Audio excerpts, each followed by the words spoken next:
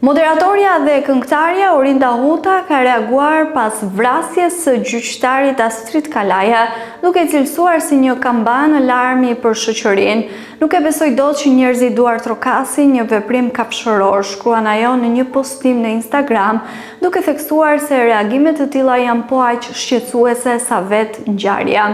Orinda tregoi se vetë është pjesë e një procesi gjyqësor që zvarritet prej 15 vitesh pa marrë ende zgjidhje.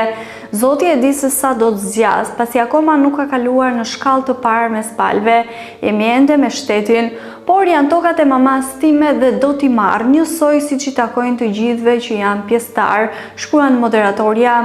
Ajo shton se ndër vite ka marrë kërcënime nga persona të afërt për shkak të kërkesës së saj për drejtësi.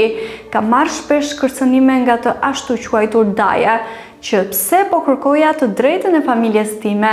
Në fund, Huta shprehet se e kupton frustrimin që vjen nga proceset gjyqësore të pafundme, por nënvizon se kjo nuk justifikon dhunën apo krimin.